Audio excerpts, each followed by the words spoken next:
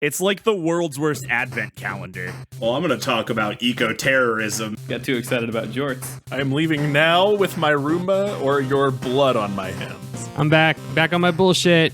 What is meme if not air horn persevering? No, this is not a family show. And I quote, many American titties. Why'd you have to bring Dane Cook to this, Andrew? No one wanted that. Oh, you guys are not ready for what I've got today. And I've apparently hit the very end of my attention span. Give me like 30 seconds. I'm looking for rhymes.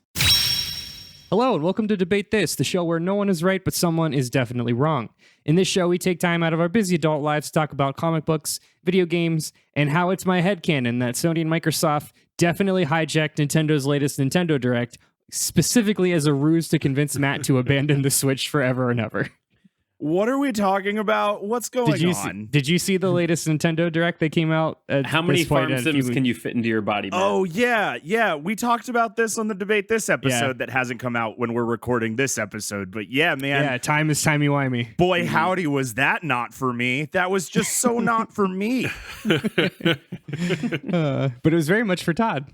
Sure it was for me. I'm very excited. Harvest Moon, It's a Wonderful Life, I think, was the remake that they're doing, or Friends of Mineral Town. I always get those two confused. Anyway, those was it the GameCube one, or is it a brand new one, or are they remaking an old one? It's a remake of the GameCube, but I think they're building on it. Cool. Neat. I've never played Harvest Moon. I'm kind of pumped. Oh, that is actually the most surprising thing I think I've learned about you, my friend Andrew Henderson. All right. Well, today's episode, so we're doing another flavor text. This is our second in the month of September. And instead of doing like a particular property or series, we're going to do something a little bit different and instead talk about a gaming ideology. Now, and specifically what I want to talk about is the ideology of fully completing a game. Now, since video games have evolved from arcades to home consoles, the idea of like literally picking apart a game and seeing every inch it has to offer has been around since the early days of the NES, but the definition of what every inch means is changed over time. And someone who personally enjoys fully completing games as a way of getting the quote full experience, I'm going to talk today about how completion has been defined and redefined over the years, and then we're just going to talk about some more memorable, notorious examples of game completion. This is going to be light and breezy, all for fun. Just want to shout out, as always, special thanks to hashtag #ButtThwompNation and who I'm calling the expert Chivo Hunter at Sharkbait for commissioning today's episode. As always, you listening out there can commission your very own flavor text, and you can do so by pledging your undying loyalty to hashtag #ButtThwompNation at the $25 monthly level. In addition to getting to tell us whatever franchise or lore or series to shove into our collective consciousnesses once every 3 months, you will get access to an exclusive episode each month on the premium feed, access to our post show for all normal DT episodes, and access to participate in our monthly movie nights and or streams and or whatever that evolves to. We're kind of in the middle of changing that up right now. It's TBD. Anyway, joining me today on this 100% flavor text speed run are Matt, Challenger incoming Cole, Todd, Fight with QLex Thomas, and Kyle, a completed Pokedex Harper. These are all very accurate and good. Yeah, they're completion terms for your favorite games. Matt, I've told you that I'm telling you your favorite game is Smash Bros. Congrats. Okay, fine. Cool. So normally we start a lot of these flavor texts off by going around and sharing our prior knowledge. Instead today, I thought we're going to do this a little bit more like we've done the social justice in comics and the gender discussions in comics, where it's going to be more of a discussion forum. What I've done is I've basically split this up into two parts. So part one, we're going to talk about what is completion. I laugh when I say that. What is completing a game? Define it, like to talk about like, what are our own personal definitions? What are those definitions over the years? And then part two, when we come back from the break, we'll talk more about some specific examples and fun things that I found and just fun things from my memory. But let's start. I'd like to go around quickly and I want to hear from you guys. in your mind, when do you feel a game is actually completed? And we'll start with Todd, since your face is right below mine in the Zoom call. Love that. I already have a good idea of where some of this conversation is going to go, and so I'm going to throw out the most base level of how I feel a game is completed, and that's the roll credits. I Cool. think that like for majority of games and probably majority of people who aren't neurotic and like dedicated to the craft of whatever they've committed themselves to, and me personally, when I see credits roll, I have completed the game. Now I know that at least I believe we're going to talk about what could No, I branch mean off from that's there. what's fun about this is Yeah. this is the point that I want everyone to leave today with is there is no one definition. The one definition is the credits roll. Perfect. Well said. What about you, Matt? I struggle with this question because my knee-jerk reaction is kind of similar to Todd's, where you open up a game and then you play the quote-unquote main game, and then once you have finished the main game, it is complete.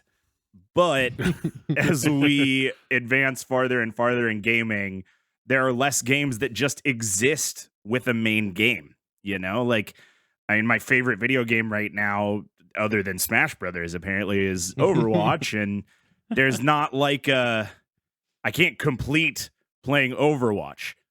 Maybe someday I will. Impossible. We'll see I mean, how I guess long you could. Blizzard guess gets you could- $10 a month for me, but you know. I guess you could fill up the hero gallery. That's technically the closest, but Yeah. But then when we get battle passes with Overwatch 2, that's no longer a thing.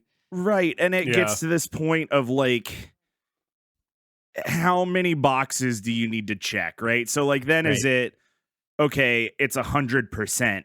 Well, I can count on one hand the number of games that I have 100%ed. It's one. I don't remember what game it is. I just know in my life I completed one game, so I could say I did it. It was probably like Pokemon Pinball or something. But my third definition, I guess, for what is completing a game is just to make me feel like I'm not a loser of a gamer and say a game is complete when it served its purpose for you, right? Like when you're no longer entertained by a game and you put it down, thus it is complete. I just say that so I don't feel icky about how many games I have left uncompleted. No, I love that. That's great. What about you, Kyle? I'm kind of surprised that I am the one that holds the harder opinion here, because I do think like completing a game is finishing story mode if there is one, and then like completing like collecting all of the first like main collectible there is in a collectible type game, or like finishing all the shrines in like Breath of the Wild, something like that. It's rolling credits on the main story plus like the next achievement that the game has laid out for you. It's a little more. I'm just surprised. I'm the one who has the more intense view of what completion is, because like most games are not done when you roll credits. If I roll credits and there's nothing else to do in a game, I am disappointed. I rarely complete games. We'll get to that question next. I don't think I've completed a game either. But like, if I roll credits on a game and they're like, "That's it, you can play it again," I'm kind of like, that's disappointing. So Interesting. I think I have a similar view as you, Kyle. For me, my loose definition, because I've had more time to think about it than you, is I've seen all the content. That's Okay. my loose but also very strict interpretation of completing a game. But we'll talk about it. So yeah, and Kyle kind of led into the next question. So I'd love to hear, and if the answer is I don't, that's totally fine.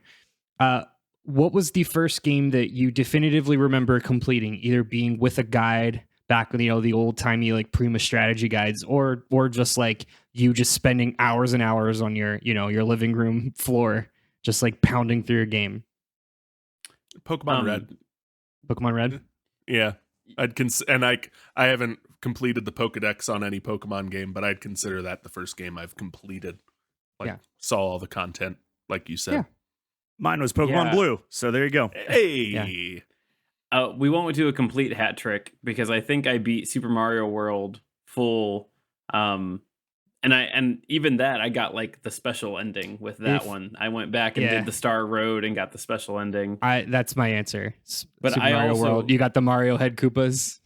Pokemon Red. I would have to timestamp it, but Pokemon Red would have been right in there with it though. Pokemon beating the Elite Four and then Gary were definitely up there in my like top like first 5 games that I beat, along with Smash 64. If those were probably 3 of the first 5 games that I really beat. And I, if we really dig deep, I think I beat Mario World 3.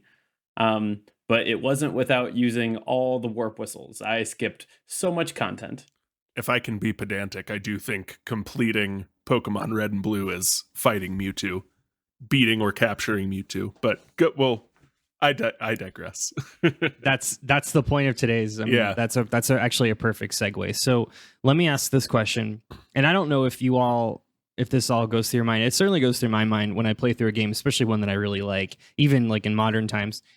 Do you decide ahead of time that you're gonna like fully 100% complete a game again based on your whatever your definition is, or do you just kind of like make that decision as it comes? I would be absolutely lying straight to your face if I said I had finished a single game I had set out and said I'm going to 100% complete this game. The only games that I have ever finished the whole way are games that kept my attention long after I had any intention of beating them. Because I very specifically remember, like, man, I love Super Mario Odyssey so much. After the first like couple hours I've played this game, I know I want 100% complete this. I want to get every moon. Like, I'm so in. And then after like 2 or 3 days of grinding for moons post end game, I was like, I'm never touching this game again. That said, like, I've lost count of how many times I've completed the Pokedex in Pokemon Snap. And I definitely didn't wake up one day and was like, I got a plat Pokemon chat, or I am not doing it. So yeah, I definitely do not set out ahead of time to say like, oh, I'm 100% going to complete this. Because if I do, I don't. Yeah, it's definitely an as it comes thing. I get so far into a game and then I kind of make that decision. Am I going to beat this game? Like, am I committed to beating this game? And then when I decide that and I get closer to, I say like, okay, well, am I going to replay this game to get the other things? The only time I said I'm going to complete a game and do it is when I played Fire Emblem Awakening and Three Houses, which I did complete. I like. Have you done all 3 runs? No, I haven't done all 3 runs. But that was the only time I was like, I am starting this with the express purpose of like finishing Fire Emblem Awakening or sealing it away, never to talk about it again out of shame. And like Pokemon games, I don't have that thought process. I just am aware, like, I'm gonna beat it. It's a Pokemon game. Like, it's a monster collecting game for babies. Like, I will beat this game, but it's not like a decision I make. Every other game I play, I go in knowing I'm not gonna finish this game. I know myself and my weaknesses. I am lucky if I get halfway through. Usually I reach a point where it's like, oh, finishing the game is within reach, and then I will push to finish a game, but like that decision is made very, very late. That's really interesting. No, thanks for sharing. And again, this is not like we're all adults here. We don't need to. We're not trying to share gamer cred. I think probably the reason why I'm doing this is because completing games is part of the experience for me. So it's interesting to hear you guys say that, because I think normally like it's pretty common when I play a game and I'll cite. Do you remember when we did the Ys flavor text about a year ago? Yeah. You may remember I was talking about I played Ys 8, which is a fantastic game. But there was a point like 2 hours in where like I checked the big map for the first time and it was like map completion %. And I was like, Oh no. oh baby. You want to get daddy going. Give me map completion. Give Andrew a completion, a percent Yeah. completion. Cause that to me, that is the game. Like I will, and Matt, when I played Super Mario Odyssey, that to your example, you know, those like I had the most fun in the last 10, getting those last 10 moons, like checking those boxes. So I think it's probably just a personality thing. But yeah, that's a great segue. So thanks for sharing all. I think the one thing that I really want to come across today is completing a game can mean a lot of different things to people based on like how you enjoy games. And that has changed obviously over the years, you know, since we were young kids, right? So we're going to look at the different kind of layers of completion over the years. I'm going to laugh every time I say completion. Go ahead, Kyle. Did you get all the moons in Mario Odyssey, Andrew? I did. Yes. Okay. So I'm going to ask you as a game pops up in the conversation. Sure, I'm going to yeah, ask you the level you completed it, being the completionist in our group. Sure, being your court mandated completionist. Yeah. So I want to look at different layers of what that means. You know, what do we define as getting all the things, seeing all the stuff, right? Even that definition in itself is a little challenging as with a game like a modern game like Matt mentioned. And then how does seeing all the stuff map onto an old school NES game with no saves versus your 80-hour epic JRPGs, you know, single player FPS games with multiplayer modes way back. Remember when that was a thing in 360 days, right?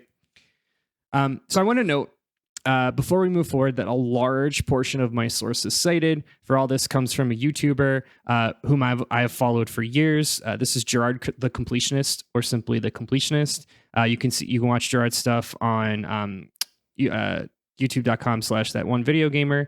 I've been watching him for a long time, just It's personally. great content. Yeah, he's really good. Todd has his Switch. Yeah, that's right. I forgot that's where that came from. Yeah. But yeah, the channel's great. Their whole thing is he like literally just completes a game once a week. And then he talks about the completion journey. And again, like to him, completion is like every achievement, everything that has a number, everything that has a checkbox needs to be checked. So we're going to talk a little bit, some really fun examples from his channel, as well as those like where things go pretty wild. So let's jump in. Todd mentioned already rolling credits. I think that's the easiest, most base definition of completing a game, rolling credits, right? And like think back to the arcade era, you know, games didn't end, right? Pac-Man ends at 255 levels where it just like glitches out. Mm-hmm. Same with Donkey Kong, right? You get to the kill screen. So the first video game to ever have an actual end I looked up was Crystal Castles. Does anybody know that one? Get the gems, Bentley Bear? It's not for me. No. Okay. That one was like, actually, I think it started as an arcade game, but it was on the NES, and it was one of the few arcade games at the time that actually had an ending. Like it had a set amount of levels, and you could like get to the end. Now, Super Mario Bros. Obviously is a more universal example. One of the first like true home console experiences. You know, this is like Super Mario Bros. Obviously started the idea of a story in a video game. Get to the end, defeat Bowser, save the princess. Thanks for playing. And that's it. You know, the end. You see the end screen, you roll credits. Means you got to the end of the game. Those early NES cartridges, I don't know if you guys remember or not, but like you couldn't save your game in those early NES cartridges, right? So you either used passwords or you just did it all in one sitting. So there was no like New Game Plus, you know. Getting the TV for a long enough period of time Right. was enough of a feat Exactly. for people at the time. Like You'd have to like pause it and walk away and yell at everyone in your house to not go touch it. Because Yeah. you're going to come back to it later. Yeah. Which is like, it's funny thinking about, because like you said, there are passwords. So for like those old games that had passwords, you were coding. Like it was punching in a code to indicate where you were in the game, which is kind of a wild thought. Yeah. So that's actually that's a great point, because the first cartridge that did this. Now, granted, this was the first cartridge that did it, but plenty of other games, even in the Super Nintendo, didn't save. The original Legend of Zelda, first considered cartridge that had an on-cart save feature. And The golden cartridge. the golden cartridge. And imagine playing the original Legend of Zelda in one sitting. Like that's wild. boy. Yeah. Yeah. But if you go to the image gallery and like always, we have an imager gallery. Go ahead into the show notes if you're listening. Click the link. Looking at starting with image number 1 here, just a screenshot of the original Legend of Zelda inventory. And I think this is a really good example of one of the first iterations of like actually tracking your progress. Right. Because not only did you have this inventory system that had spots to fill in, but there was also a miniature version of that in the file select screen when you would bring up your file. Now, there was no like, completion percent or whatever. You didn't really know if you got all the things in Legend of Zelda, but you knew you had some of the stuff because like, hey, if there's a blank spot here where it looks like an item could fit, Odds maybe are. I have another item. Yeah. Yeah. Right. Legend of Zelda is a relatively small map too, that it's like not terribly difficult to explore all of it and like do that. Like determine it that way also. And it's different than say Super Mario Bros. Because it's not a linear progression, right? I mean, yeah, there is a defined series of dungeons, but you need some of the items to progress, but you don't need all the items to progress. You only need the 8 pieces of the Triforce and whatever items you need to get into dungeons. So you can finish the game without all the upgraded armor. There's like 2 armor upgrades. There's a bunch of like weapon upgrades, heart containers, all that stuff. So I would feel like this is one of the first real iterations of actually like a definitive point between finishing a game and completing a game. So let's move on. So that was pretty much the NES era. A lot of the games are, the platformers where you can kind of do in one sitting. Ninja Gaiden, for example, right, is like a 6-hour game. You either beat it or you suck. Contra, right? So now we go into the SNES era. And this is where we start to see the 100% tracker. And image 2 is actually a Super Mario World. And this is something to this day. Super Mario World is the first game I ever played. I got it when I was like 4 years old. To this day, I have never seen this. And Todd, you mentioned Super Mario World too. What we're looking at in image 2 is an actual 100% completed Super Mario World file. Interesting. Oh. Never seen that in my life. Yeah, I mean, like I said, I played through, beat Bowser, found the Star Road, progressed through. There's like 8 levels of the Star. Well, there was the Star Road levels, then there were like hidden extra levels, secret that were tubular like, level, yeah, tubular, so like fantastic. They were very like they were entry level Kaizo levels if you think back to it, pretty much. And I played through all those too, but yeah, I never saw this that I can remember. That's really neat. Yeah, so what we're looking at here is this is also the first Mario games have a huge history in doing stuff like this, but if you found all 96 hidden exits in Super Mario World, your save file would have this golden star with a 96 next to it. And it's written in blue, and I forget, one's like the PAL version's in blue and the North American version is gold, or vice versa. I can't remember. But same with you, Todd. Until I started doing research, I always thought that when you're getting the alternate colors and like getting the Koopa heads or the Mario Koopa heads, I thought that was completing Super Mario World. Turns out I never completed Super Mario World. Time to load it back up. Yeah. So, but this is probably, I would think, maybe not but definitely one of the more earlier versions of tracking some sort of percent completion rate. Mario game has done this in every game since, even the 2D ones, the new Super Mario ones. Some obviously the 3D Marios do a little bit more, where you get like a secret level or something, but pretty much every Mario since Super Mario World does some sort of like 100% completion counter. You might get like a gold border or like a stamp or a star or something, some sort of like icon on your file select to note that you did the thing. So similar to Mario, again, we're going to talk a lot about Nintendo games today because this is what was around for a while. But also the Kirby series is huge into this. Save for Kirby's Dream Land, which is very unlike the rest of the Kirby games. Kirby has always, ran real hard on secret exits and, finding hidden levels and things like that. And much like the Mario games, Kirby games also track your progress. So in all of the file selects. So you see here in image 3, this is Kirby's Adventure for the NES. This is the Wii Virtual Console version, which is why it says 2011.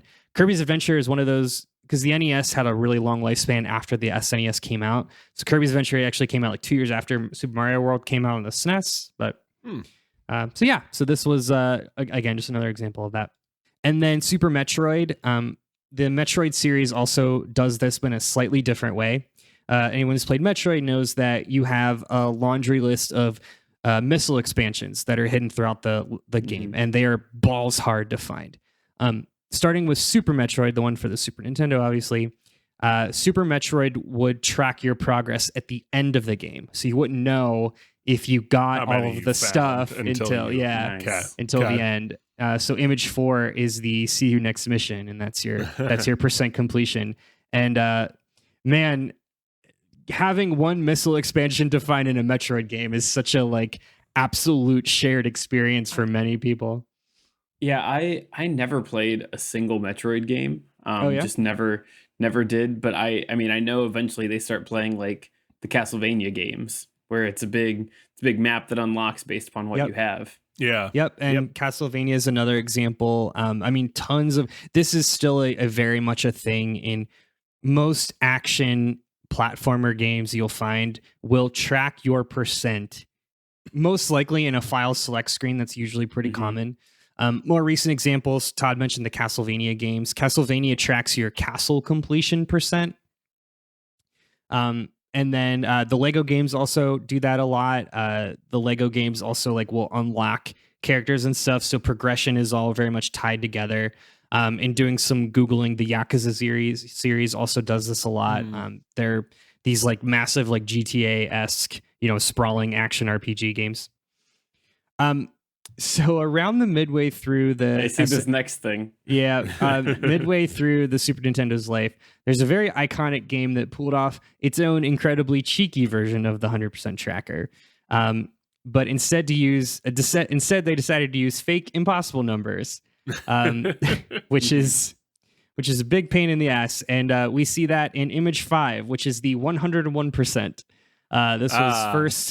This was first used in Donkey Kong Country for the Super Nintendo, which came out in 94. What? Yeah. And I mean, I know you're going to talk about it, but I played Donkey Kong Country 1 and beat it, but I played the shit out of Donkey Kong Country 3. Yeah, baby. I still stand that that's probably one of the top 5 SNES games. And I played incredibly underrated game. Absolutely. And I played it hard. And I remember getting to 101%. And I was like, there's more, though. I know this isn't all of it. Yeah, this is, I mean, I talked about Mario World, but Donkey Kong Country is the first game where I really was like, all right, I'm a clear this bitch.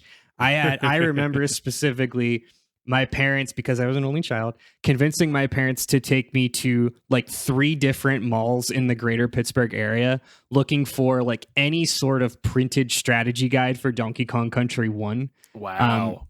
Yeah, we went to the Galleria, we went to the Station Square Mall, and I specifically remember at the heart of the Station Square Mall, we found a Nintendo Power with 3 pages about Donkey Kong Country.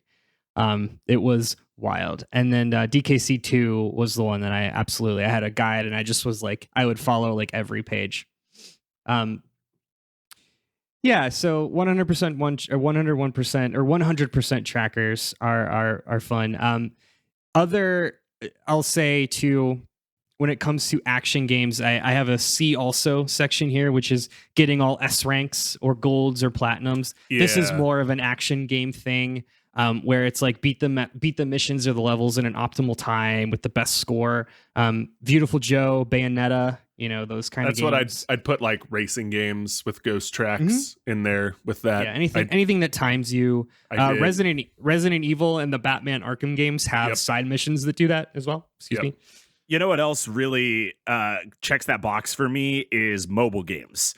Anytime I get into a mobile game where I have to get 3 gold stars on a level, I gotta get the 3 gold stars. Gotta get the 3 gold stars. What are you gonna do? Have that spot that doesn't have a star? What the fuck? Yeah. You want to get all 3 gold stars until you get to the 4th level and what is that cooking game that everyone works together on, then hates each other, and it breaks up Overcooked. families and friendships? Overcooked. Overcooked. Yeah, you want the 3 stars, so you get to the 5th level, and you're like, well, 2 stars is great. Yeah. And then eventually you're like, get the Man. 1 star, so we don't have to go back to the moving pirate ship. There's no game that I have to turn my brain off more than Overcooked. He's like, it's fine. We don't need just 3 stars. Move on. One person just has to drive, and the other 3 just have to listen. Yeah. Todd, you mentioned Donkey Kong Country. I should note that Donkey Kong Country 2 was extra cute and made the final percentage 102%. Yep. And then Donkey Kong Country 3 did it with 103%. Yeah. Those Clever. bastards. Donkey Kong 64 reverted back to 101%. They should have done 164%. Just because nothing matters. Well, I've got a few more ridiculous examples. Did any of you Crash Bandicoot? Yeah, I I Crash crashed Bandicoot. Yeah, Crashed a Bandicoot or two? Crash, obviously, the Crash games have done this for years. The original series, let's see here. The original series, I believe 2 of the 3 of them. No, I'm sorry. Starting with Crash 3, Crash Bandicoot did the over 100% completion thing. So you get, like, if you get all the gems, you get all the secret exits or whatever, you get 100%. But then if you get the platinum relics with the time trials, that gets you up to 105%, which is, again, these are nothing numbers, right? There's a bunch of other Crash games that do this. I think the wildest one was Crash Bash, which was like the Mario Party one. That went up to 200% because numbers are pointless. Great. The latest Crash 4, which I think I told you guys about in a few episodes ago. I just played through Crash 4. It's About Time, the one that came out 2 years ago. That one you get up to still 106% because it's Crash 4. Because numbers don't mean anything. Yeah. Yep. My favorite, though, is the Castlevania series. So I mentioned Castlevania tracks your map progress. Starting with Symphony of the Night, though, the PlayStation one, there were like hidden castles. I've never played the game, so I don't know a lot about it, but there are like hidden castles, like the reverse castle. So every castle equals 100%. So you can actually have 200% in Symphony of the Night as well. Oh boy. One particular Nintendo DS entry called Lament of Innocence has 10 whole castles. Therefore, the completion percent is 1,000%. Oh, that's painful. Which is so stupid, but fun. Image 6 here is of a more recent game you may recognize as Binding of Isaac.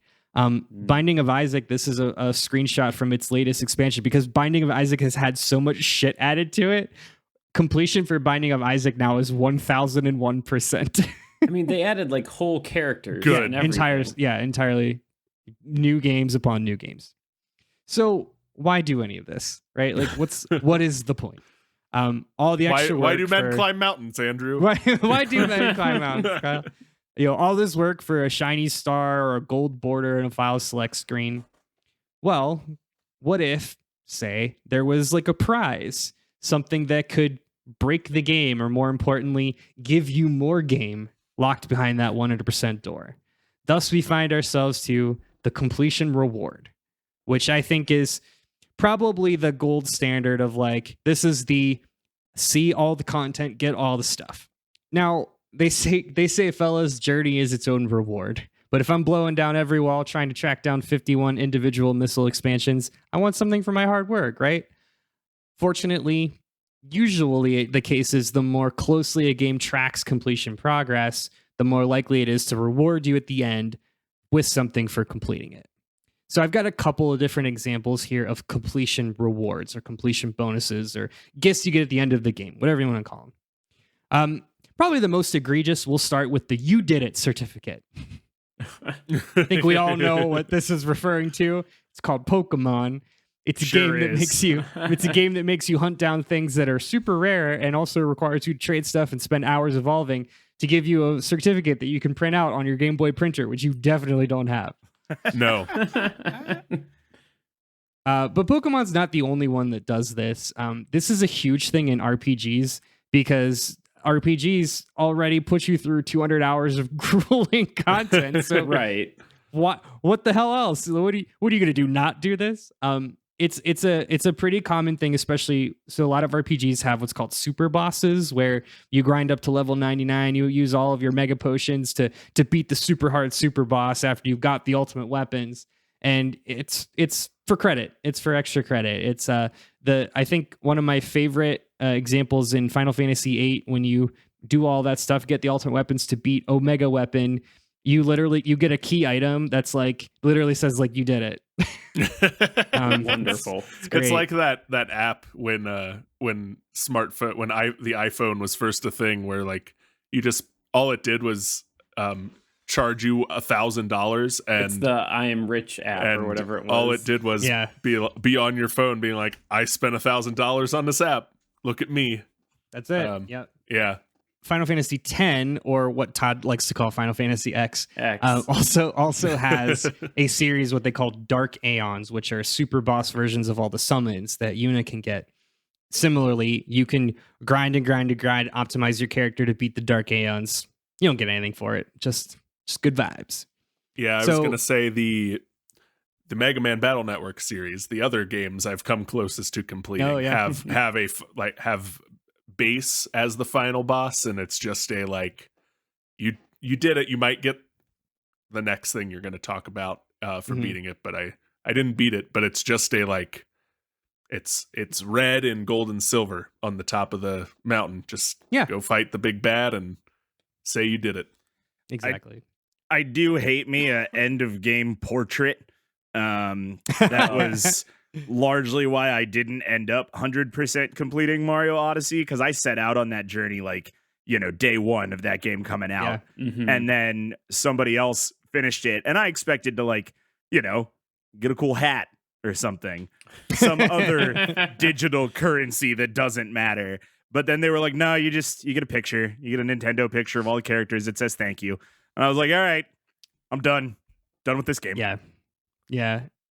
Well, that brings us to our next topic, is the ultimate weapon / ultimate character. Mm-hmm. So this is the one where you receive the completely game-breaking weapon, or the like, infinite ammo or something like that. Actually, that's the next one. Scratch that, Todd. This is the one where you get the completely game-breaking weapon, the best item, the broken character, whatever. It's going to make the game certainly trivial. Now, this often tends to be a double-edged sword, because usually by the time you've unlocked this thing, there's no more game to play. Like, you're literally just, like, okay, cool. Like, this to me is almost a worse slap in the face than the certificate or the picture Matt said. Unless it definitely depends. Unless they give you a just like endless mode, or just to like give you something to like have fun with it with, but is it just like, great, what am I supposed to do with this? Like, I've got a couple examples here, and they're in varying dynamic levels, or varying various boons. So one of the first one here is getting double health for getting all the notes in the jiggies in Banjo-Kazooie, which is a lot of work, and you will not do until you've fully explored all of the levels and are maybe about to go up against the final boss. But that final boss is really hard, and actually like the double health is super worth it. So that one feels bad, but it actually is worth it in the end. One that is undeniably good is the Fierce Deity Mask. Love getting the all Fierce the masks. Deity Mask. Yeah. Oh, so there's God. a game you completed. There you go. Yeah. I did it with the guide. It doesn't matter. It still counts. Well, I would argue. How would you know to do the get the newlywed mask without a guide? I no longer need to say anything else over this topic. You've said it all. Fierce Deity Mask and Majora's Mask. Excellent. Makes that boss completely trivial. The whole point of it is you can only use it for the final boss, which fine. I don't know if did any of you play Resident Evil 4? I think no. So. Which one is Resident Evil 4? It's the GameCube one. Yes, I did one. play Resident Evil 4. If you complete the game in the hardest difficulty, you get the PRL or Plaga removal laser, which is literally just like a golden gun, which again is cool, but like if you've played RE4 in the hardest difficulty, you're probably not going to play it again. Mm-hmm. Yeah. Fighting games also have a good version of this, which is like unlocking Shao Kahn in Mortal Kombat, Heihachi in Tekken, right? Like you get the end guy, the best guy. Which like if you're playing a fighting game, you're probably gonna play a lot of multiplayer, so like that feels worth it. Yeah, I would also add like legendary shiny skins and stuff into this category. It's kind of the like bridge between the you did it and the ultimate weapon. I remember specifically SSX Tricky for the GameCube, where you could get a shiny costume of each individual character, where it was just their character model, but platinum and iridescent with no features. And I don't know why I wanted that so bad, but I did.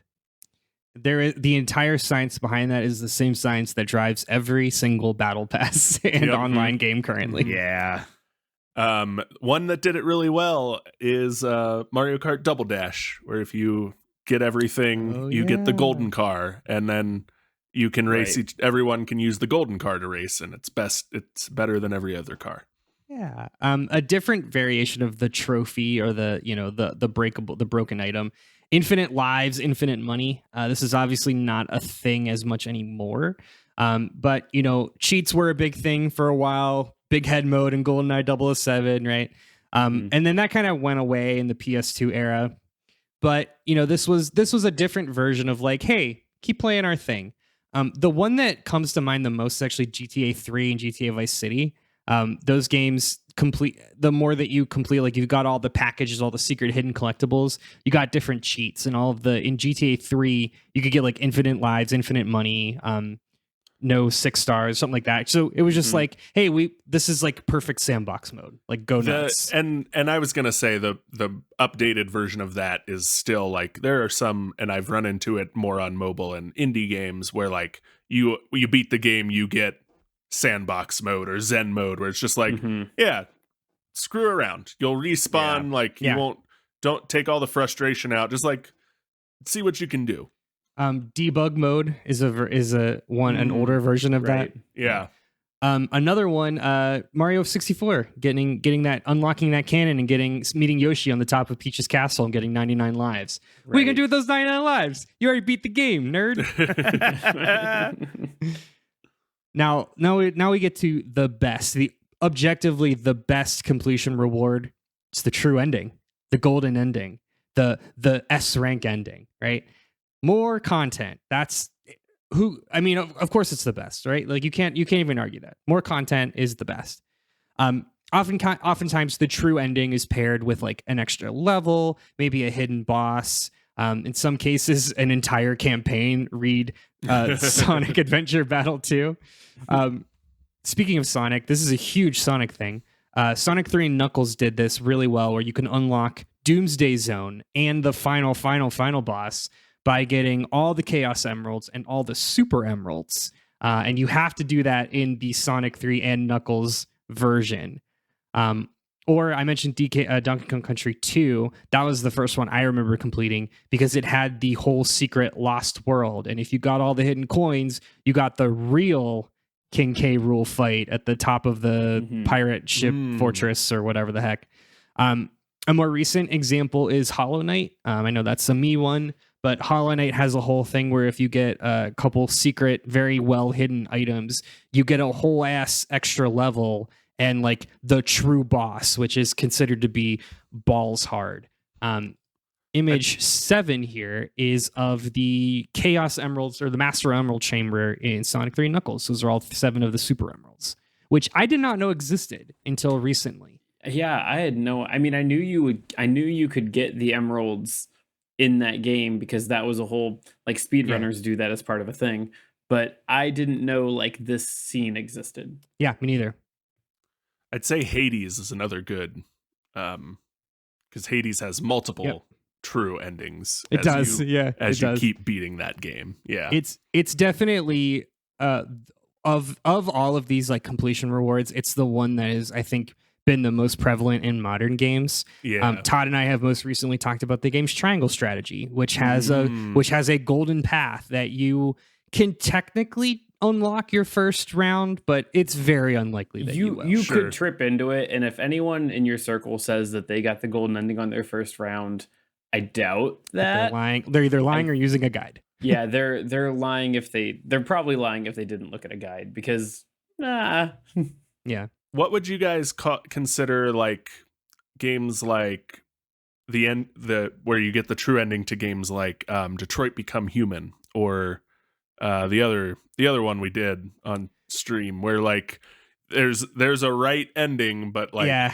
I think there's a difference between true ending and different endings. Okay. Because there is the like, I look at like Star Wars, The Old Republic. You're not doing anything more to get one versus the other. It's just what you're aspected as. Decisions. Yeah, it's just the choices that you made. So I consider that as just like an end state. Now, if Detroit Become Human does, and I can't remember, but if I think there's probably a little bit of both. Like if you do all of the things, or if you talk to all the right people and you like follow a very set path to get like the best ending, I think that could be considered a completion thing, but yeah, it's a little fuzzy. Okay. Let's talk a little bit. So endings and all, right? The credits roll. Kyle mentioned earlier, the credits roll, and it's like, well, so what? Well, there's another thing that a lot of games do, and that's called New Game Plus. Mm-hmm. And the first time that this term came up was actually with Chrono Trigger. Our debate this is favorite JRPG, Chrono Trigger. That's definitely available for the Switch. So, and this was specifically, I talked about it when we talked about this in our premium feed. When Chrono Trigger was re-released on the PS1, Square had added a bunch of different endings, and all of those endings were based around the New Game Plus mechanic. So what that was is you would go through the game as normal, and then you would restart your file, and then the game would say like, oh, you're in New Game Plus mode. And basically like all New Game Plus is basically the same. You start the game fresh with a lot, like mostly your items, your gear, your levels, whatever, all the stuff you've worked with. It's a big RPG thing. Mm-hmm. In Chrono Trigger, the way that it's set up is there's a certain point at which you can go back to the hub world and fight the end boss whenever you want. And you can do this at specific points throughout the game. And based on which point you go and fight the end boss, you'll get a different ending. And Image 8 shows the ending, and these endings are like 10 seconds long. They're like some dialogues. They're not like a whole cutscene or anything. But this one is on Image 8 is just saying, good job, you finished the hardest version of the game. This is the development room for the Chrono Trigger game, because this was also a bad translation. But you could talk to like the different execs from Square, and they would say like canned phrases. This is what you would get if you went and beat Magus like right after starting New Game Plus, basically. So nice. Yeah. Now we talked a little bit about NES games, and while it wasn't called New Game Plus, I don't know how common knowledge this is, but a lot of the old NES games actually did this. Both Legend of Zelda and Super Mario Bros. Had hard modes that if you beat the game, you could go back and again, it wasn't necessarily New Game Plus as we understand it today, but it was just like, hey, you can play again, but it's harder. Like, there's more numbers. Like, good luck. Yeah. So the Image 9 here is Super Mario Bros. Thank you, Mario. Your quest is over. We present you a new quest. Push button B to select a world. And basically, it's just like, hey, we'll give you a remix version with like more enemies just kind of thrown in there. Which, like, okay, cool. I played NES hard mode Super Mario Bros. Nice. Yeah, nice. I've never beaten it. It's hard as dicks, but I've gotten to that screen. What I hear. I mean, the game is hard as dicks to begin with. Yeah. Now, a lot of New Game Plus, and it depends. Every game kind of does it differently, but for the most part, New Game Plus modes are really like Kyle mentioned earlier. A lot of times this happens for games that have multiple endings. It's a way to see the cutscenes or make the choices you didn't make before. A lot of games that do it, though, it's really just the same game, but like increase the difficulty, up the numbies. The most notorious example are the Dark Souls games, Dark Souls and Bloodborne, which they all do this, where as soon as you roll credits, you're brought right into New Game Plus. And everything is just exponentially up. But Dark Souls games go all the way up to New Game Plus 7. Which just keep like multiplying the numbers and multiplying the numbers until it stops at 7. It's pretty wild. We talked a little bit about way back 2 years ago. We did a flavor text about Nier. Nier's successor, Nier Automata, actually incorporates New Game Plus into the game itself. So, okay, this is going to sound wild, but you technically have to beat Nier Automata 3 times to get the whole game. Ugh. Gross. It But shares Man. it shares that distinction with Mega Man Battle Network 4. This is why, as a oh, man does it? who played through Mega Man Battle Okay. Network 4's campaign 3 times. Interesting. We'll have to compare notes about that later. Now, Nier Automata, I'm really glad. This is why Matt wasn't there for the Nier flavor text. So Nier Automata, it says it's New Game Plus, but it actually isn't. Halfway through the first New Game Plus, you're playing a completely different game. But it's very like, oh, it's New Game Plus. Anyway, let's move on to the mid 2000s. It's 2005. The Xbox 360 is released and introduces this thing called Gamer Score. So now all of those, yeah, baby, we're talking about it. So now all of those gold borders, that 96 star Super Mario World file select, those trophies are there front and center for all your friends to see. And now this brought in a whole new layer of what completing a game was, because now you had not just all of the in-game checklist, but you've got this external checklist of all these other things that might connect back to the game, but also might not. That's just to show your friends how much of a hashtag real gamer you are. Xbox 360 added it first. Steam would go on to add achievements. They're just called Steam Achievements in 2007. And Sony followed suit with trophies for the PS3 in 2008. One major difference between achievements and PlayStation trophies: PlayStation uses the term platinumed. Matt said that earlier. A PlayStation Platinum trophy is a trophy for getting all of the trophies in a particular game. So people will say, like, I platinumed that game. It just means they got all the Chivos. Now, achievements really do bring an entirely new layer to this discussion on completion, because now we're kind of moving away from just like seeing all the content, getting all the things, to doing this checklist that was written by an external party.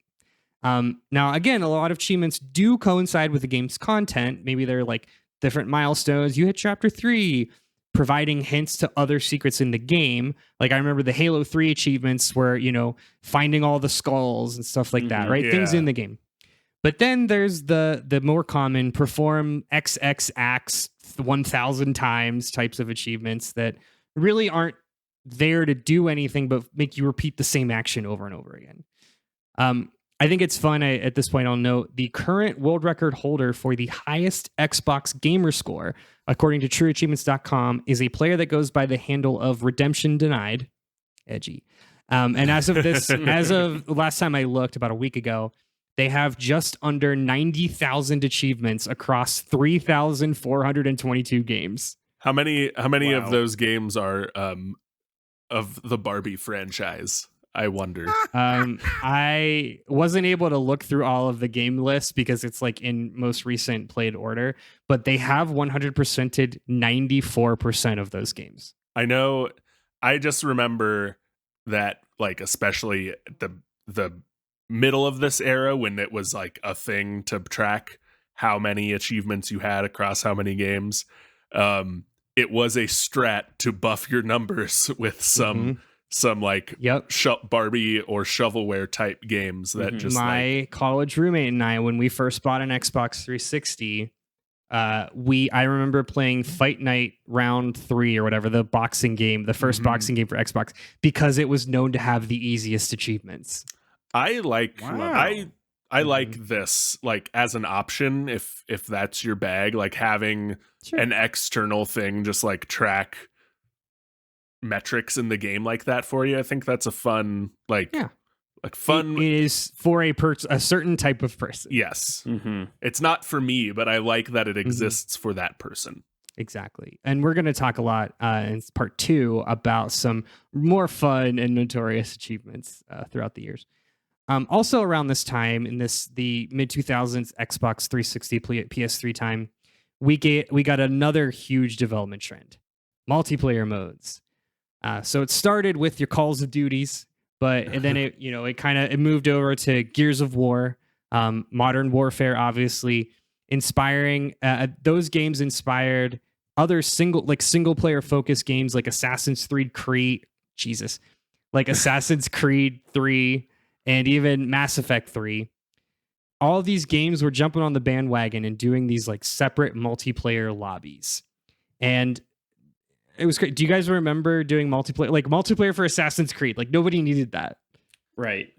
What Well, it was fun. that? You could play hide and seek. You could okay. It was It basically wasn't bad. It was just Gmod, like why? Gmod It was ended up doing it. I mean, better. it was it was Call of Duty made X million last year and has multiplayer mode.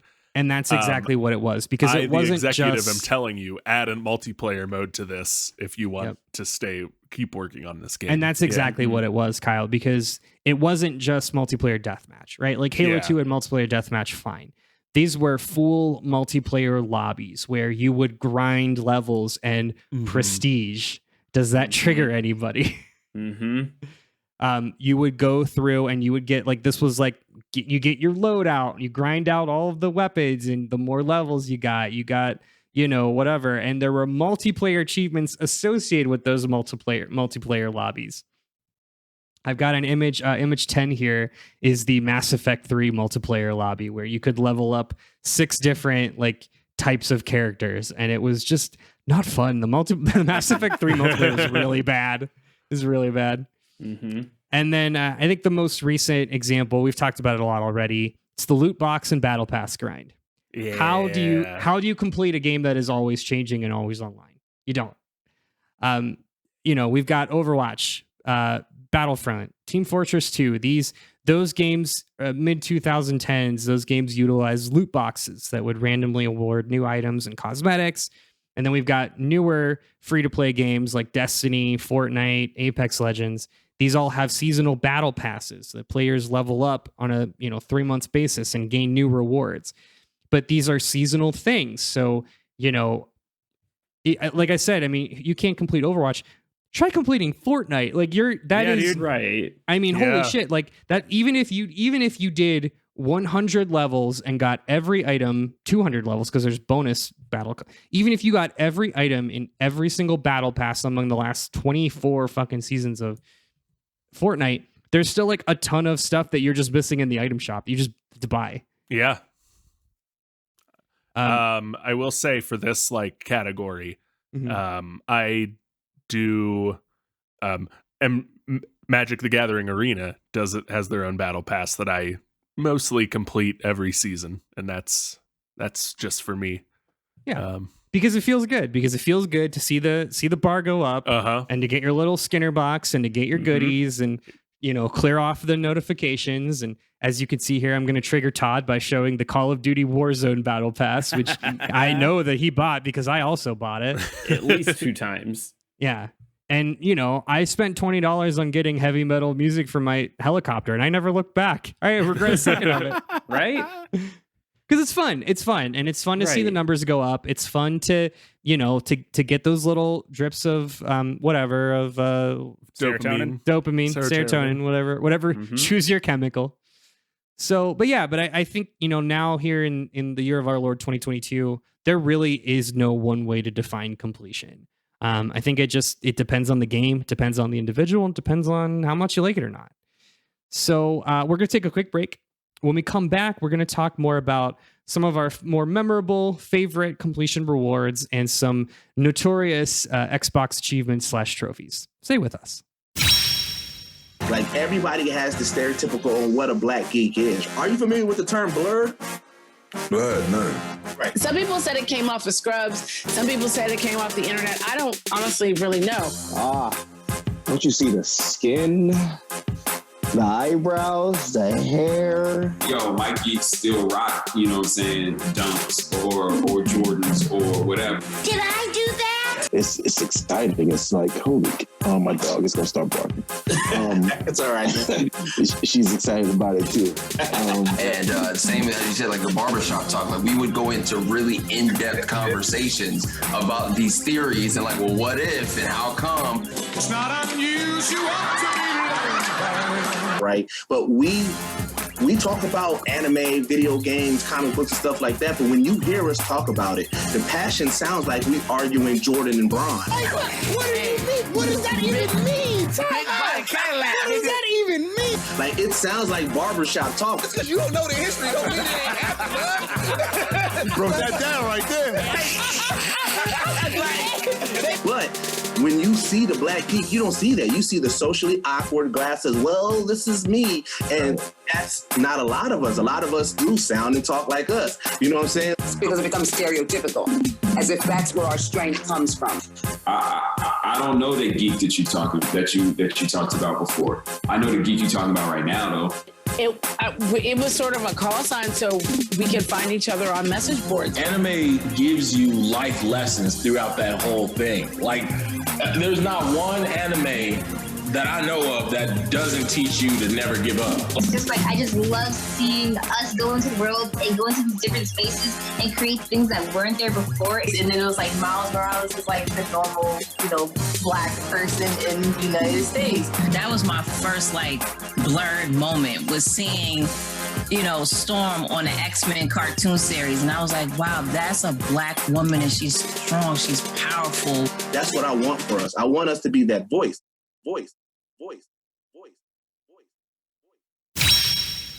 All right, we're back. As mentioned, part 2, we're going to look at some of the hardest and more memorable completion journeys, either due to their difficulty, their time required, or just straight up weirdness that stands out among the pack. Okay, so I mentioned in part 1 the completionist, which again I've got all my main source cited here. He often gets questions from fans and other content creators. What is the most difficult game to complete? Now, that's a hard question to answer, obviously, but his most common response is a game called Catherine. Do you guys know this game? Probably not. I'm aware of it. Tell me more about it. One of my roommates got real into it. It is a game made by Atlas, who makes the Persona games, and it uses the same visual engine as Persona 5. It was kind of built as like a test run for the Persona 5 engine, basically. It is like a puzzle / dating sim. Yeah. Okay. But the puzzles are just like really fucking hard, and it's the situation where you have to get like S rank trophies on every single puzzle. And he always cites that after doing Super Meat Boy, Dark Souls games, Five Nights at Freddy's, like this was the hardest thing he's ever done in order to complete, because it's like it required him to pretty much like memorize every single movement and be absolutely perfect in these like really particular puzzle platforming challenges. I think that's pretty interesting, and that's across more than 400 games in the last 10 years, so that's a lot. Another big one I mentioned is Five Nights at Freddy's, which we did in a flavor text of 1,000 years ago. We did talk about in that episode, if you complete all of the regular content in Five Nights at Freddy's, you will unlock Ultimate Custom Night. Matt, you want to tell us what Ultimate Custom Night is? Yeah, it's Buck Wild. It's fuck you mode. That's what it is. It's fuck you mode. It's the same as Super Mario Brothers hard mode. It's the biggest thing with Ultimate Custom Night in all the FNAF games is that you can customize just how hard it is and say like, I want these enemies and these enemies, but it's really just hard mode. I want all of them. I want them to be extra aggressive, because I think the way the game tends to work, they don't bring you certain enemies until certain times in the story, or like this enemy won't be aggressive till later, but it's just like dial everything up to 11 and rip the knob off. Yeah, exactly. So both he and Markiplier both did this notoriously like years ago. They cranked it up to 20, 20, 20, and 20, which just you got called 20, 20, 20, 20 mode.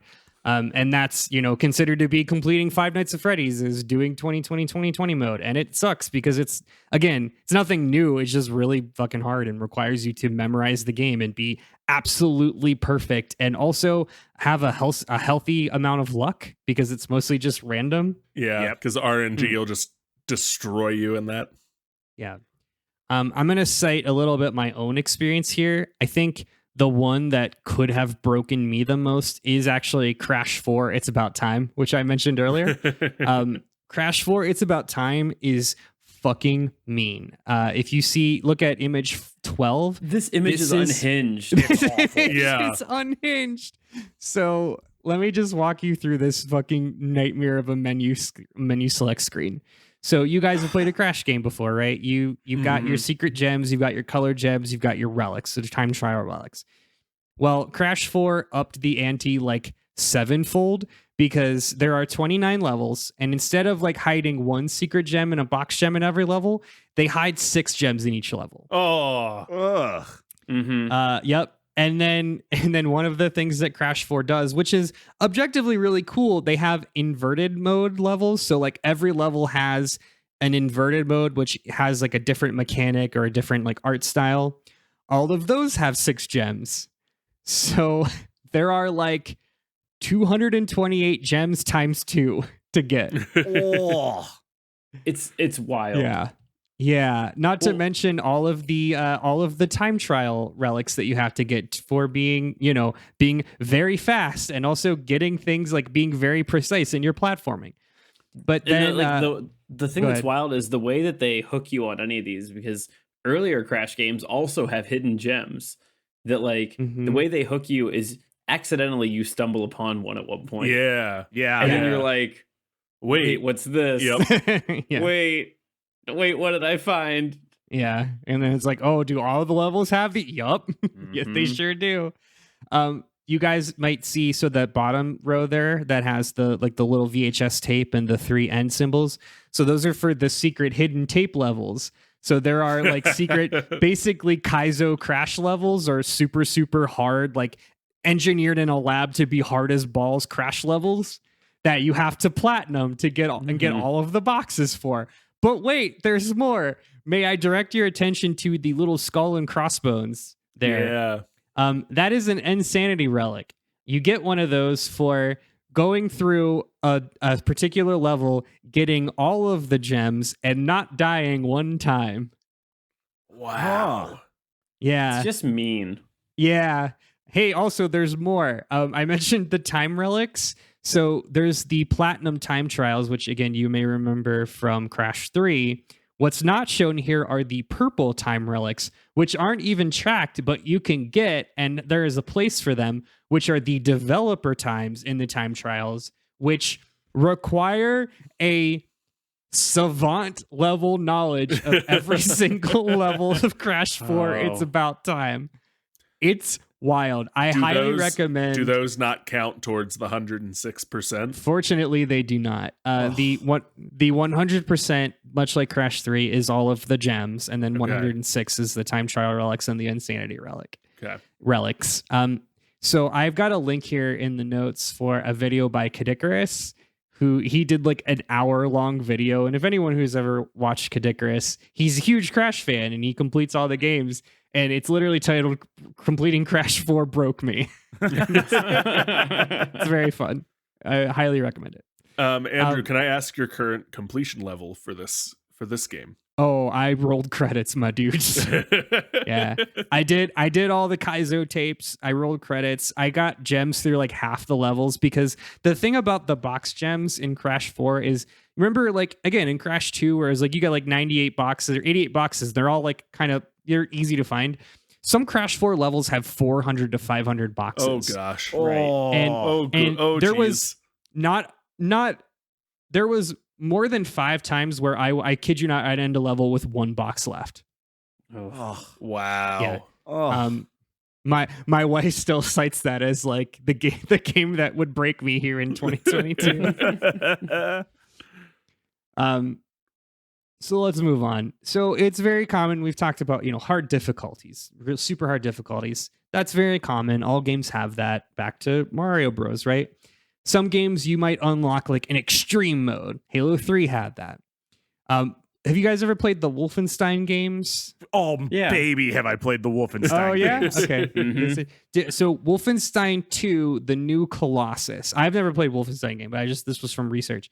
Wolfenstein 2, the new Colossus, which I think was a PS4 era game, maybe. This takes it to a ridiculous degree with 7 difficulty levels. Wow. Yeah. The 7 levels are: can I play, Daddy? Don't hurt me. Bring 'em on. Do or die. Call me Terror Billy. I am death incarnate. And finally, mein Leben. which is also unlocked, and they're unlocked by finishing the prior ones. Priors, yeah. So this all dates back to the old PC Wolfenstein. Yeah. That like I don't think they were all these exact names, but like Can I Play Daddy was the easiest one. Oh, okay. Yeah, I remember that. Yeah. It does have the vibe of like it hasn't aged very well. Mhm. I'm rolling through real quick to see if I can figure out what the first Wolf game I played was, and I'm pretty sure it was Wolfenstein 3D, which came out in 92 and was on my grandparents' computer. So when I was a little kid, one of the first video games I played was Wolfenstein 3D killing Nazis in my grandparents' computer. Same, but for Diablo. So hell yeah. Yeah. And I was just looking through to see if the Wikipedia page real quick had the difficulty levels listed, and it doesn't look like it does, but I do remember the PC levels, you know, like when you picture difficulty level being similarly silly. Gotcha. So the Mein Leben mode in this particular game is considered so punishingly difficult that this game appears on pretty much every top 10 hardest, rarest achievement list that I read. Going back to Jared the Completionist, succeeding in this mode, his video is good on this one. Succeeding in this mode, he says, requires a photorealistic memory of the game. Also, you only have one life and saving is disabled. Oh no. Yeah. Now, of course, I would be remiss if I didn't talk about Final Fantasy at least a little bit. I mentioned earlier the Dark Aeons from Final Fantasy X, which I think are the toughest super bosses in any FF game. But I also wanted to highlight what could probably is the rarest and toughest item to obtain in a Final Fantasy game. It is, did any of you play Final Fantasy IX? Todd, maybe? No? Okay. I did not. So there's a character in Final Fantasy IX. He's like a silly knight. His name is Steiner. His ultimate weapon is called the Excalibur 2. Just don't ask questions. Now, most Final Fantasy games have ultimate weapons. And usually what that means is like, you know, doing a side quest or doing a mini game or finding a hidden item or whatever. It is something that you can grind toward. Final Fantasy IX, this one item is the only thing in the entire 30 years of Final Fantasy that requires the player to reach the final dungeon of the game in under 12 hours of game time. Oh my gosh. What? Yeah, it's wild. No other Final Fantasy game did this before or has done it since. And 12 hours may or may not sound like a lot of time, but like remember, this is a 40 to 50 hour JRPG. This is Final Fantasy. Like, and a PlayStation 1 Final Fantasy to boot, which every battle takes 3 minutes because there's a minute-long cutscene of them swirling around the camera view. Oh, no. Yeah. So this requires you to go into the game specifically with the like you're never going to stumble upon this, right? Like you are doing a run specifically to get the Excalibur 2, which means you're skipping all the cutscenes, avoiding random battles, pretty much like changing up your gameplay, not doing anything else in the game to the level of a world record speed run. Because may I note that the speedrun.com leaderboard for this game has runs between 8 and 9 hours. That's not a lot of time to cut, y'all. No. Do you have Excalibur 2, Andrew? No. No, I never did that. So let's talk about grind. Now, again, going back to studying the completionist, his other kind of side of like hardest to complete game, not for obviously its difficulty, but just for the level of grind, is Hyrule Warriors, specifically the Switch version named Definitive Edition. I also played this game and I've completed not all of it, but a large percentage of it. Now, this is, when I say Muso game, does that mean anything to you guys? No. Okay. I mean, I know context clues, I can connect it, but like Dynasty Warriors. It's a Dynasty Warriors game. This is anything with warriors after it. Nintendo's been doing a bunch of them. Yeah. Hyrule Warriors was the first, then Fire Emblem Warriors came out. They've done a bunch of other types of these games. They've done another Fire Emblem Warriors and then another Hyrule Warriors. This is the first one that came out. So this game was originally released on the Wii U and then again on the 3DS with new content, and then released a third time on the Switch. This was one of the very first Wii U ports to the Switch, and this was the definitive edition version. I will note that I've owned both copies of these, and I've put 200-ish hours into both versions. And I will tell you that is because I had this on Wii U, which it was one of the few games that was worth playing on the Wii U that wasn't Yeah. Super Mario 3D World.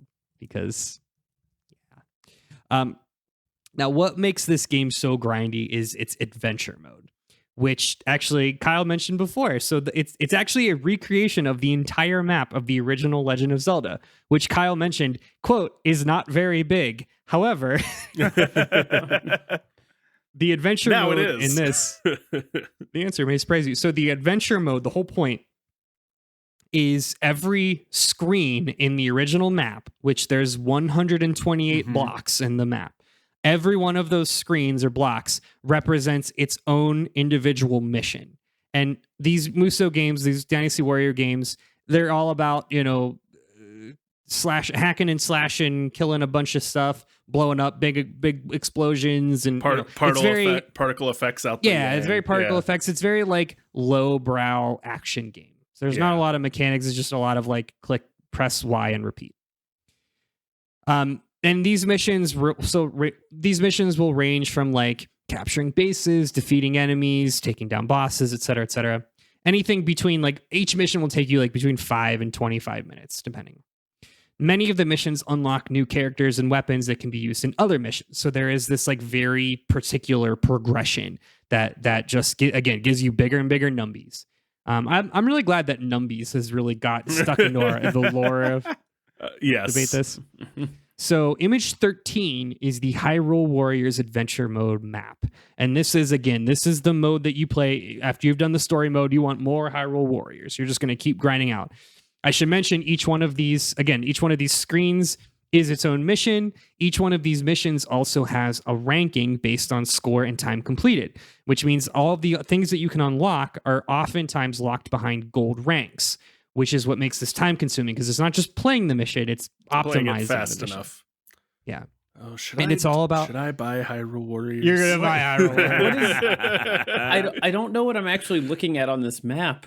It's like the world's worst advent calendar. Yeah.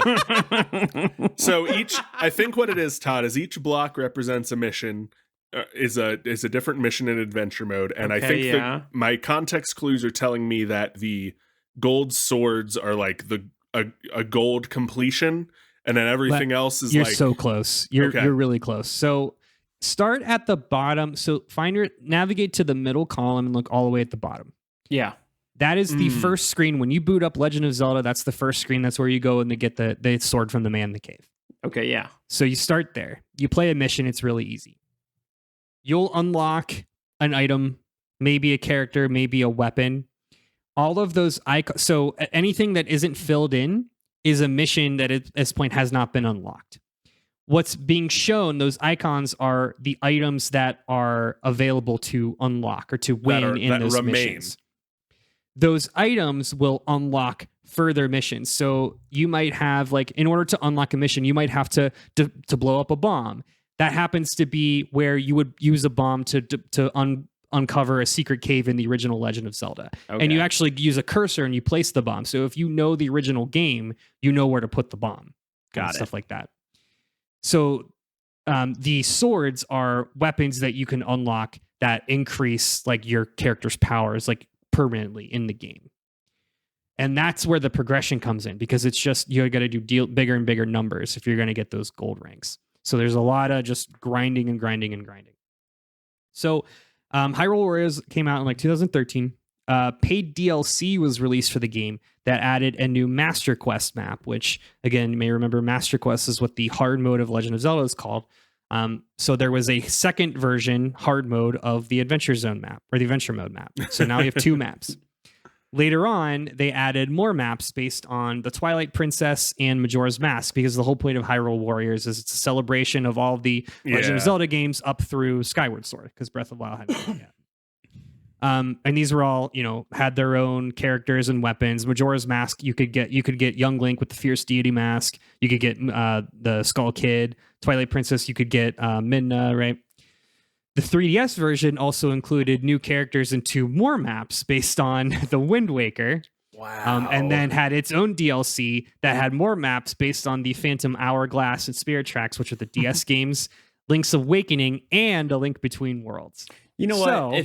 If I'm surprised. Okay, I'll say that in the Zelda IP, I'm surprised it did take this long to get to a place where they were like, we've got so much content. Let's get people to pay for it to show up in different places. Like, I'm surprised it took them this long. They could have done this a long time ago. The first time they really ever did it was there's a Soul Calibur game where if you got the GameCube version, you got Link. Yep. But like this is the first time that they're like, let's put. And if you got the Zelda Xbox characters. version, you got Yoda. And if you got the Nintendo. PlayStation version, You got Darth guys Vader. remember those days? Like Nintendo was very, kept their IP close to the chest. It was such a big deal when Link was in Soul Calibur. Yeah, dude. It was. I mean, it was huge. And this game was a big deal too. Like this game created an entire fucking genre. The hype around that Link inclusion got me to buy Soul Calibur. Right. And I a hate game that Soul I had never Calibur. played. Yeah. I didn't buy it. I had a friend that did, and like we all played it. Soul Calibur 2 is a great game. It is. It rules. Let me quickly close out. So Definitive Edition, the Switch version that Kyle's going to go buy right now, includes all of the DLC released for the original version and what was released for the 3DS version. Altogether, this equals out to a whopping 970 missions. Oh my god. That's so much content. That's so much content. That's one mission per One Piece episode. It is. That's so much content, and it's only $60 on, and it's only $60 on the Nintendo Shop store. That it's like, I can't pass up that deal. Like, I mean, right? I paid $20 to play it for a Goku skin. Yeah. That's Like impressive. That's 3 Goku skins. Like if the internet shuts down and I have no new content to play, then I'd still have 970 individual missions of Hyrule Warriors to work through. Like, the reason why I had so many hours clocked on this game is because I was working in advertising at the time when I lived in San Francisco, and there was a week where I worked for 72 hours straight, and I was just like waiting. I was just like routing edits back and forth. So it was this and working, waiting for emails. Just moving attachments to between emails and grinding. Because my job is forwarding emails. Anyway, so this is Gerard's number one, like most grindy. He cites total game time of 1,020 hours to complete the whole damn thing. Yikes. Oh. Yeah, definitely watch the video. It's also here in the show notes.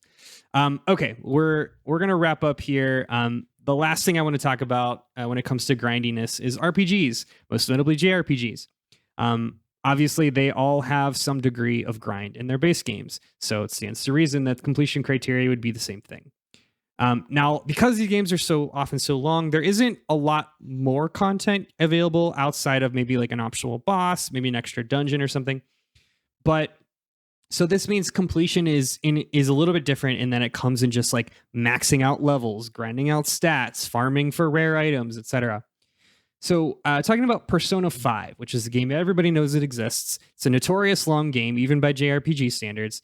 It just rolling credits will clock in around 80 hours, which is a lot. Like, it's a lot. And one of the core mechanics of the Persona series is you're balancing life as an everyday student in Japan, fighting otherworldly monsters in these fantastical dungeons. And the game simulates both sides of that life. So as the player, you explore your town, your city, wherever you're at. You increase social links with your party members by doing these tasks, working part-time jobs to make money, doing things like studying for midterms or working out. And all of these things have like numbers and levels associated with them. All of this is balanced with obviously the actual RPG stuff, exploring dungeons, progressing the main story. And the core mechanic is you're given a set amount of time to do this. You can't just do this infinitely, right? You have to plan your time accordingly. Mm-hmm. So what this means is, unless you, much like the triangle strategy example, unless you are strictly following a guide that says like day 1, do this, day 2, do that, you're not going to be able to do everything the first playthrough.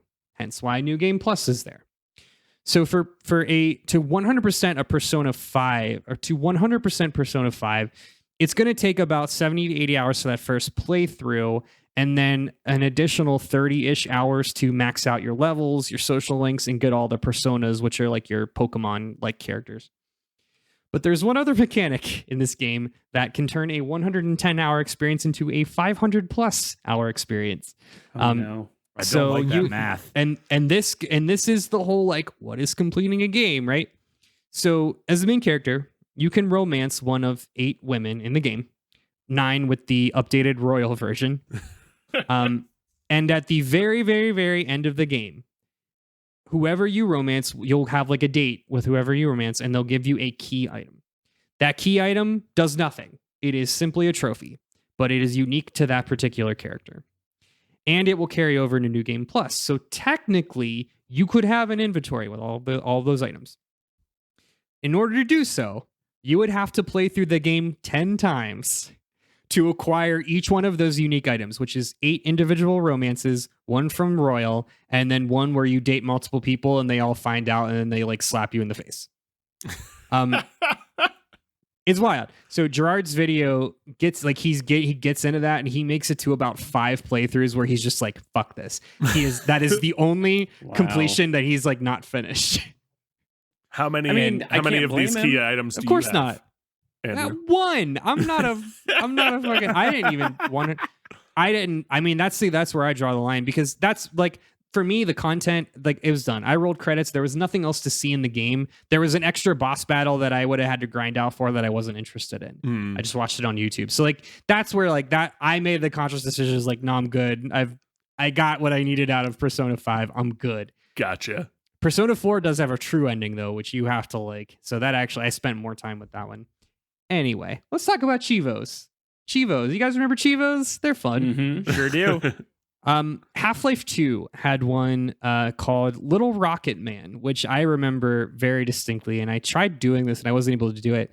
But Half-Life 2, if you don't know that game, this was one of the first games that used the Source engine, which was kind of the first like real physics engine in a video game. Yeah. And Half-Life's 2 core mechanic had the gravity gun, which was a gun that like literally manipulated gravity. So it was all about like holding and throwing things, basically. So there was a little like garden gnome hidden through like early on in the game. If you carried that garden gnome through every level of the game and threw it inside a rocket ship, you would get this achievement called Little Rocket Man. I love that shit. It's really cool. Yeah. It's a good one. See, this is what I mean, like where I say like I like the achievements. The creative ones. Yeah. Right. Yeah. Like there's, I know you're going to keep going through more, but the one that makes me, I don't want to say smile, but I think of You're going to talk about Red Dead Redemption? I am going to talk about Red Dead Redemption. Red Dead Redemption. Okay, can I say it? Please. I knew I had planned for you to say it. Right. I appreciate that. In Red Dead Redemption, you get an achievement for hog tying someone and putting them on a train track and having them get hit by a train. Because that's like a Dick Dastardly thing to do. The kicker here is that, and I vividly remember this because I had another friend tell me about it before it happened. The game won't give you the achievement unless you watch it happen. the Rockstar wants you to see what you did. Yeah, you live with incredible. Your crimes, right? I think one of the most sinister, like legitimately evil achievements, actually comes from Rock Band 2. The game that triggered 1,000 DTs. Rock Band 2, I don't know if you guys remember this, but they had an achievement called Bladder of Steel. This required you to complete the endless set list, which was just all 84 tracks. All 84 tracks in one sitting without pausing or failing a single song. Wow. Oh, no. Yeah. That's mean. Unfortunate. Man, if I was a Rock Band kid and not a Guitar Hero kid, I'd have that achievement. But like, goddamn, I mean, that is fucking mean. That's what? Gotta be at least 6 hours. Give take. Yeah, I mean, if you think it's 84 songs and each song average like of 4 minutes. 4 minutes. Yeah. Let's call it 3 minutes for easy math, and you're looking at 20 songs an hour. So like at base minimum, it's 3 hours. Yeah, and every song is not 3 minutes. I mean, Green Grass and High Tides was in there. Yeah. Kyle, you were right. 4 hours. I screwed up. 4 hours. But you're good. Yeah, you're good. Yeah. Math's hard. You guys remember Gears of War? I loved Gears of War. Me too. Gears of War had a series of achievements called Seriously. It started in the first game. In the first game, it was just killing 1,000 people in ranked versus and ranked multiplayer. 10,000. What did I say? 1,000. Oh, 10,000. I just read that wrong. Thank you. 10,000 people in ranked mode. Gears 2, it went up to 20,000. In Gears 3, it didn't go up to 30,000. Instead, Gears 3 did the whole multiplayer prestige lobby shit. So it required maxing out your multiplayer rank. Where we have gotten is Gears 5, which you can play on Xbox Live Game Pass. The Seriously 5.0 achievement requires 1, beating the game on the hardest difficulty, 2, getting max rank in multiplayer 20 times, which doesn't mean much until you realize that's prestiging. So you're going through like getting 100 levels 20 times. Oh. Yeah. Image 5 or image 15 is a actual photo that I found online of someone who got that achievement that procced. The thing that I want to direct your attention to is the percentage of gamers who have also unlocked this, which is 0.02%. Which Wow. I want to know, how many people that is. I want to know the number of, because that is a countable number. Like, you could It is a gather countable them, number. you could Right. gather them all in a room, but I want to know how many people are in, how many Yeah. place settings we're setting for the Yeah. Seriously 5.0. There is party. some number fuckery when it comes to achievements because obviously the denominator is anybody who has the game downloaded. Yeah. So there's a thing where like the rarest achievements you're going to find are not in games that no one has played. They're in games like GTA 5 and Yeah. Gears 5 because it has the biggest denominator and it's just the hardest achievement with the game with the biggest denominator. Mhm. So that's a little bit fuckery with numbers, but still, like, holy shit. I would also like to note that this screenshot of this Gears achievement says that it was unlocked like 7 months into the pandemic. And I think that's very telling. Yes. Sure is.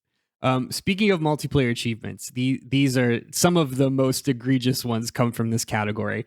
The worst has to have been the World Champion achievement in a game called Tom Clancy's Ghost Recon Advanced Warfighter, which feels like a scam. Like that just Right. sounds like like an ad lib. You made that up. lib. Yeah. This game was released in 2006. This achievement required you to literally be the number 1 ranked player in the world at a certain point. Great. Something God. like something that only an X amount of people. But again, this was 2006. Like I'm sure some developer was like, "Ooh, what if we did this?" Right? It gets wild. Gerard did this because like there's a way to cheese this that people have done where buy a couple Xboxes and just like go on the line because the lobby's still up. Oh, You could yeah. technically do this and get a bunch of friends to just like lose to you in Ghost Recon Advanced Warfighter for hours and hours and hours. Incredible. But, like, again, why would you want to? So talking about some more interesting ones. NBA 2K21 has one called Fresh Lettuce. This is a hidden achievement that requires you to get what is the game's version of a game over. Like it's the bad ending. But to do it, you have to progress a career through the G League, which is like the minor league. Which we've talked And about. Andrew, Andrew, do you know what G stands for? I do not remember. Gatorade. It's Gatorade. G stands for Gatorade. I don't remember that. You have to go through the Gatorade League and completely botch every game to be the worst rated player in a career. And then after 20 games of botching each one, you'll be forcibly kicked out of the league and get the secret bad ending where you're riding home on a bus and talking to some annoying guy. Wow. That's really funny. It's really funny. Gran Turismo Sport, which is the newer Gran Turismo PS4 era, has one that requires you to match Michael Schumacher's record of 91 F1 Grand Prix wins. That's kind of funny. It's cool. I like that. That's for the F1 fans out there. And another one that requires you to match Ayrton Senna's record of 65 pole positions, both of those are in multiplayer modes. So I think that's kind of fun. neat. Like that's Yeah, another it's cool cool. neat touch It's to neat. put in there. It's objectively neat. I think one of the best trolley achievements is the Go Outside achievement for Stanley Parable. That's a good one, yeah. It is. This required you not to play the Stanley Parable for a total of 5 years. And that's what it says. Don't play Stanley Parable for 5 years. I have it because I bought Stanley Parable in 2013.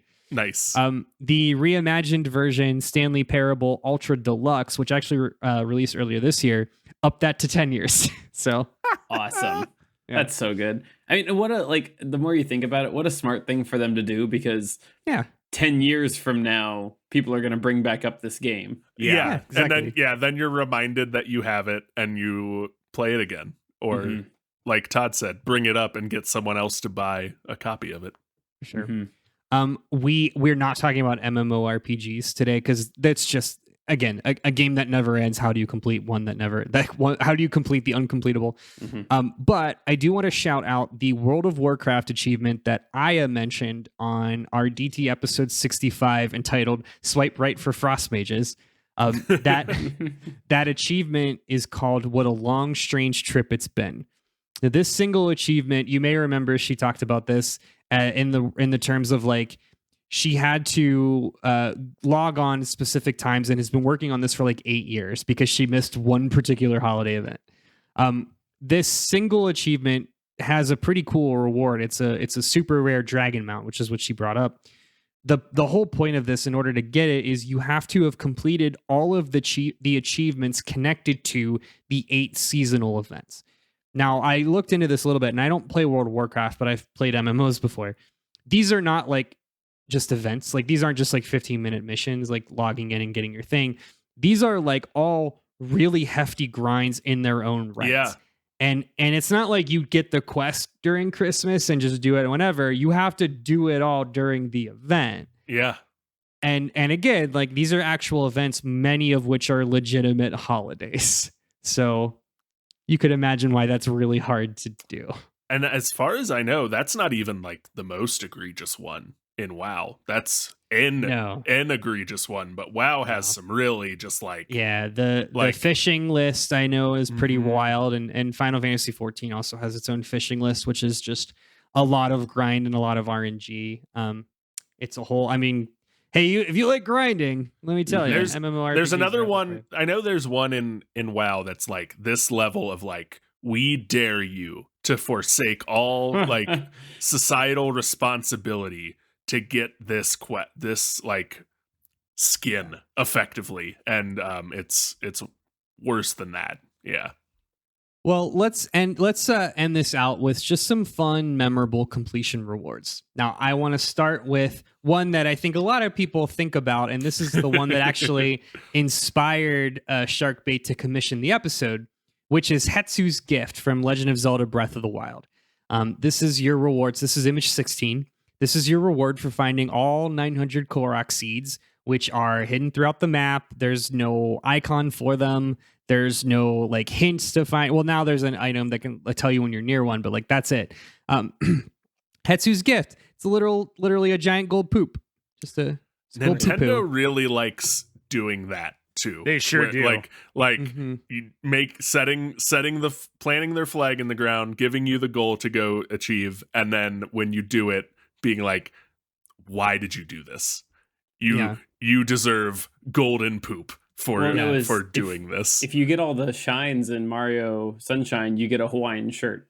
Yeah, yeah, It's better than a golden poop. yeah. It's at least a better than different golden skin. Different. Yeah. I think Kyle mentioned this earlier, and this is like, again, a great example of where do you draw that completion criteria. I got all the shrines. I did all that. I saw the content. I definitely did not get all the Korok seeds. Yeah. Especially when it's like a collection and you don't get much else for it. No, there's no material gain. Yeah. The Arkham games I consider have that level too, where like you finish an Arkham game long before you get all the collectibles. That's a different level of completion. Sure is. We talked about Red Dead Redemption. Red Dead Redemption, for completing 100%, gives you the Bureau uniform, which is just a different skin, but kind of like what GTA used to do, makes you invincible against cops, which is rad. It's the best. Image 17 is from Mortal Kombat Deadly Alliance. This is an unlockable character that you could get for, again, completing the campaign with all the other characters. This is Mocap. That's a literal awesome. motion capture actor just doing kung fu. That rules. Yeah, it's pretty funny. Dude's huge. He is also jacked. And then getting 100% completion in GTA Vice City unlocks the Frankie outfit, which is a T-shirt that says "I completed Vice City," and all I got was this lousy T-shirt. I think this is my favorite one so far. Yeah, that's so good. Yeah. Well, let me tell you, Kyle. I know what your favorite one's going to be. It's this next one. Okay. We don't have an image for it. It's a YouTube video, and I'm going to ask future Kyle to splice in the audio because it's that good. So, in PlayStation 1's The Lost World Jurassic Park, it was just like a 2.5D platformer. They had all these hidden DNA strands, and if you got all of the DNA, you got this secret ending of a full motion video of Jeff Goldblum telling you to go outside, and we'll play it now. Hello. If you can hear me, congratulations. Way to go. You made it through. You spent all that time, and now you're done. You did. Incredible. That's quite an achievement. My gosh, you looked a 20-foot carnivore right in the eye, and you've lived to tell about it. Well, you are something. Thank you for sticking with it, for not giving up. That is really something. Now you know what you should do? Turn the thing off, for heaven's sakes, and go outside. Breathe the air, take a walk, call a member of the opposite sex. You know what I'm talking about. You have a whole life out there. Get the stink blown off you. Just go, really. Turn off. You. Get the stink blown off you. Also something my father would say on a very regular basis in regards to me playing too many video games in the basement. I love this. It has the same energy as when someone asked Jeff Goldblum at the Thor Ragnarok premiere, who had do you prefer Marvel or DC? And he just rolled their eyes and scoffed at them. He's like, I don't like comics. This was an acting role for me. Right. That's great. In case you guys needed a reminder of the edginess of the early 2000s, I've also put in another fun little secret video, which is from the original PlayStation 2 God of War. There were two hidden videos. One, when you got to the end, you had to break a certain statue in Olympus, and you would get a phone number. And if you finish God of War on the hardest difficulty, you'd get a second phone number. And these phone numbers you could call, and they were just like a pre-recorded voicemail from Kratos himself. And this is, and again, I'm gonna have future Kyle splice in the audio here. This is the pre-recorded voicemail from beating the game on the hardest difficulty.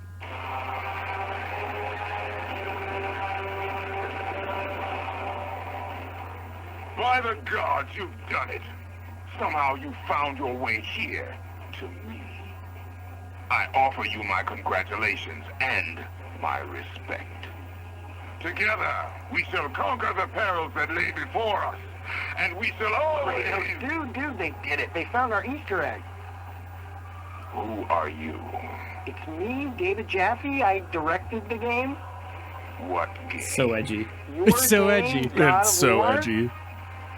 And it features Twitter's David Jaffe. It sure does. Because they spent all that time breaking those statues. I mean, they must have taken forever. And then they figured out the whole secret code thing. I do not know what you are talking about. We hid the secret pretty damn deep, huh, Kratos? If I kill you, I will get help for. So wait. If you got the secret from the net or a magazine, then actually you kind of suck. I mean, work for it a bit, right, Kratos? Actually, can I call you I love the idea that they're asking the question of Kratos, why are you so pasty? When the canonical answer is it's the ashes of his dead family. But right. Right. I mean, is there a singular game that made more of a heel turn than the God of War franchise? Really? Right. Yeah. Now he's effectively Danny Tanner. Yeah. I'm not going to make you watch this next one, but I will just note one that I personally will never recover from is the quote-unquote secret ending from the original Kingdom Hearts. I remember spending hours and hours and hours farming rare materials to craft ultimate weapons, finding all of the 99 Dalmatians hidden across the levels, beating Sephiroth, which is hard as dicks. After doing all that, you get a 60-second teaser of a game that looks like it would be Kingdom Hearts 2, but as it turned out was part of the unreleased backstory to the DS game that released 8 years later that no one played, which in just true KH fashion. So I'm going to end just one last discussion question to close this out. So obviously we've talked a lot about developed content in games, but all of us likely remember some urban legend about a hidden secret. So tell me, did any of you fall for one of these urban legends for a hidden thing that wasn't actually a thing back in the day? And if you did you forward it on to some other unsuspecting peer? Every single Pokemon Red and Blue one. Mew under the truck in Vermilion City. There was one about Bill's garden that if you do something stupid, you get to walk behind Bill's house because there's a patch of land like that appears in the overworld map that you can't get to. Just all the stupid like Pokemon ones. Especially after the movie came out, more came up that were like how to get Pika-Blue or Meryl in the first one. And it's like, no, that was just a teaser for Gold and Silver. Shut up, everyone. Man, the burgeoning era of the internet was incredible. It was wild. Yeah, I mean, I walked around that stupid truck in Pokemon Blue a billion times. Yep. Oh shit! And there was another one for me that was just in my head. It's actually from Kingdom Hearts 1. There was supposed to be a staircase in Traverse City that if you walked up a staircase, it had 12 steps going up, but 13 steps going down. And if you correctly walked on it, it would trigger a secret cutscene. I tried for a long time and it never worked. Yeah. However, the character model doesn't do downward slopes well on a PlayStation 2, and it makes it look like there's a different number of steps. Oh, yeah, that's really interesting. Huh.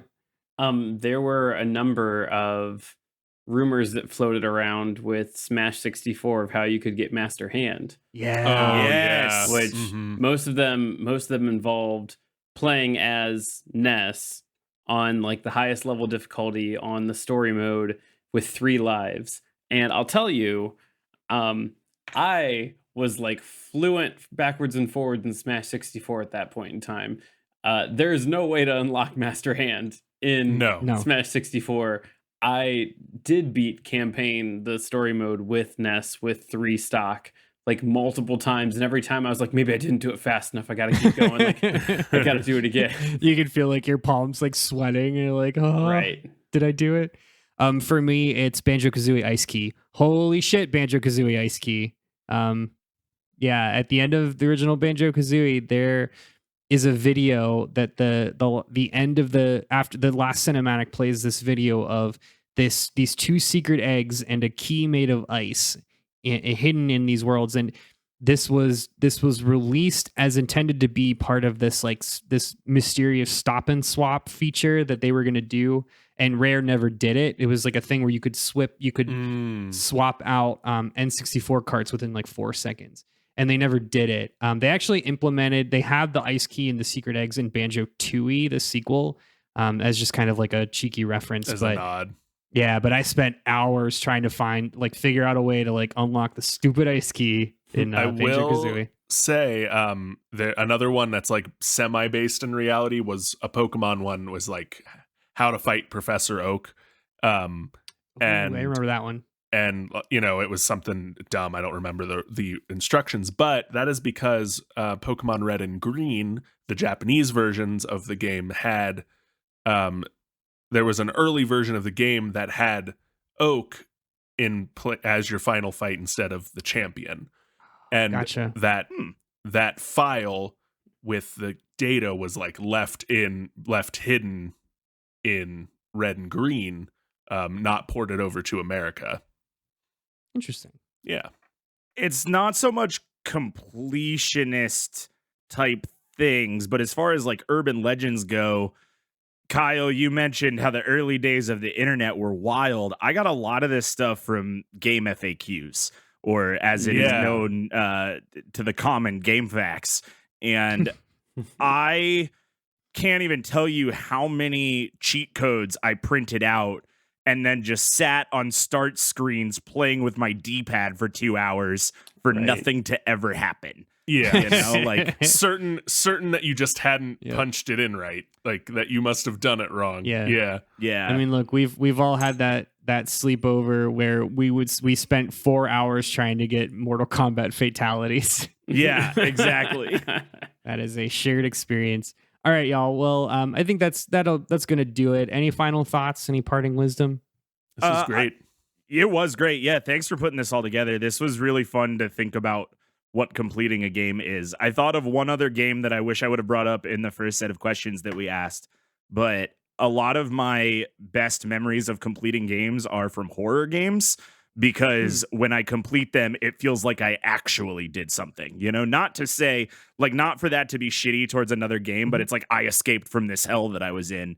And specifically rolling credits on the first Outlast was like, boy, wow, that was, I mean, just a weight off my shoulders. It felt actually incredible. And then I got 100% at a buddy's house on a sleepover. We did 100% on Slender in its early days before it had a gajillion levels. And that was like, I mean, just rage inducing of running around the same minimal polygon field for hours. But I just wanted to give my shout out to horror games, because I don't complete a lot of games, and the ones I do complete, it's like, oh, cool, you know, I got this legendary item for a game I'm never going to pick up again. But there is like a real world sense of relief, I think, when I finish a horror game. Yeah, I mean, I don't really have too much else to add, except I think I realized through this conversation, if I finished a game, it's a pretty high compliment to the game. Mm-hmm. Like, there are a number of games that I've started and like got to a certain point, and I was like, that's fine. I mean, I'm gonna forget what the game is called now. The story's a bad story. The love letter to Earthbound that came out on Switch last year. Undertale. Deltarune. No, not Undertale, not Deltarune. There was another one. It was starring like an old man and a young girl with psychic powers. Tells you how memorable it is for me that I got like 75 or 85% through this game, and it got so grindy and fetch questy all of a sudden out of nowhere. I just stopped playing it.